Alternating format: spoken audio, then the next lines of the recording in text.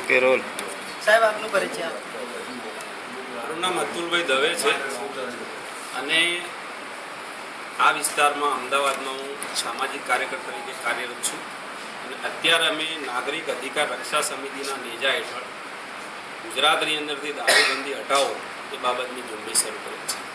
આ ઝુંબેશમાં કઈ કઈ બાબતોનું ધ્યાન રાખવામાં આવશે, શું છે સમગ્ર વિગત?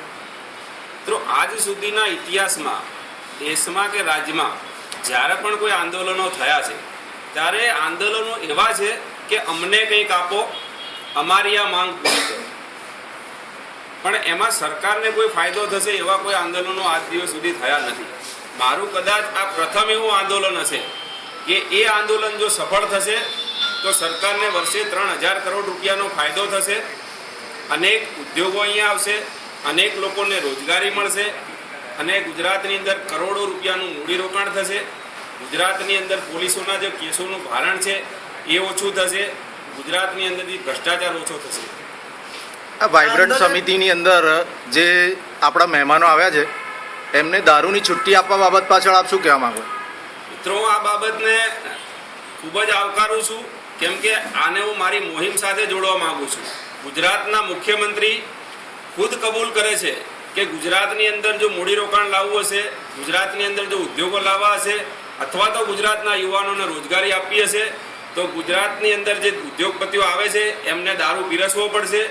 માટે થઈને મારી આ જે માંગ છે અને વાઇબ્રન્ટ સમિટમાં જે કંઈ દારૂ પીરસવામાં આવ્યો છે કે જે લીકર પરમિટોને 24 કલાક કરવામાં આવી છે, હું તો આપના મીડિયાના માધ્યમથી ગુજરાતના મુખ્યમંત્રીને ખૂબ ખૂબ અભિનંદન આપવા માંગુ છું. આ આંદોલન તમે કરો છો એમાં 100% રિસ્ક છે, શું કહેવામાં આવે? રિસ્ક વગરનું કોઈ જીવન હોતું નથી. અમે તો માથે કફન બાંધીને નીકળ્યા છીએ. જેની સાથે અમારે લડવું પડશે એની સાથે લડીશું, જ્યાં બી ટકરાવવું પડશે ત્યાં ટકરાઈશું, પણ અમે અમારા હક અને અધિકાર લઈને રહીશું. કેમ કે આ દેશના બંધારણે દેશના તમામ નાગરિકોને સમાન અધિકારો આપેલા છે અને ગુજરાતની અંદર દારૂબંધીના હિસાબે અમારે શું ખાવું કે શું પીવું એના સ્વતંત્રતાના અધિકારો હણાઈ રહ્યા છે. અમે કોઈ પણ સંજોગોમાં ચલાવી લઈશું નહીં. ધીમે ધીમે અમે અમારા કાર્યક્રમો આગળ વધારીશું. ટૂંક જ સમયમાં આ બાબતે હું મુખ્યમંત્રીશ્રીને પણ મળીશ. અમારે તમામ કલેક્ટરોને અમે આવેદનપત્રો પણ આપીશું. રેલી અને સભાના પણ આયોજનો થશે. આ દારૂ વેચતા જે માફિયાઓ છે એ તમને સાથ સહકાર આપશે? એકચ્યુઅલી હું એમને માફિયાઓ નહીં કહું, કેમ કે ગુજરાતની અંદર કોઈ પણ વ્યક્તિ જ્યારે કોઈ ધંધો કરતું હોય છે ત્યારે એનો ગ્રાહક વર્ગ હોય ત્યારે જ કોઈ ધંધો કરતું હોય છે. ગ્રાહક વર્ગ વગર કોઈ પણ વ્યક્તિ ધંધો નથી કરતું. એટલે જે કોઈ લોકો અત્યારે કાયદેસર કે ગેરકાયદેસર દારૂ વેચે છે એ ત્યારે જ વેચે છે જ્યારે એનો ખરીદનાર વર્ગ હોય. માટે થઈ અને હું એવા લોકોને પણ એક વેપારી જ માનીશ અને એવા વેપારીઓને વધુ ને વધુ કમાવાની તક મળે અને ગુજરાત સરકારને કરોડોની ટેક્સની આવક થાય એવી અમારી આ મોહિમ થકી ઈચ્છા છે. અલ્પેશ ઠાકોરને શું કહેવા માંગો છો આ બાબતે કે હવે તમારું આ મોહિમ ચાલુ થવા જઈ રહી છે?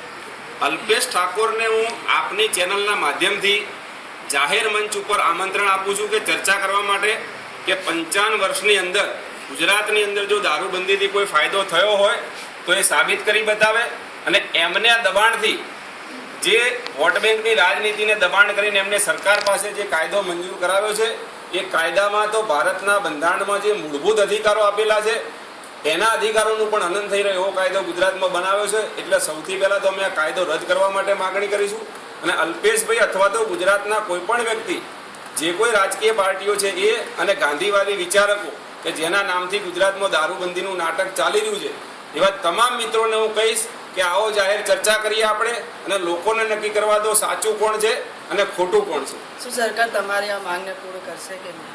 સરકાર પાસે અમે યોગ્ય ઢબે રજૂઆત કરીશું. અમારાથી બનતા જેટલા પ્રયત્નો થશે એટલા કરીશું અને છતાં પણ જો નહીં માને તો નામદાર ગુજરાત હાઈકોર્ટ અને છેલ્લે સુપ્રીમ કોર્ટ સુધી અમારા હક અને અધિકાર માટે અમે લડીશું. नागरिक अधिकार रक्षा समिति जिंदाबाद, नागरिक अधिकार रक्षा समिति जिंदाबाद। अतुल भाई तुम आगे बढ़ो, हम तुम्हारे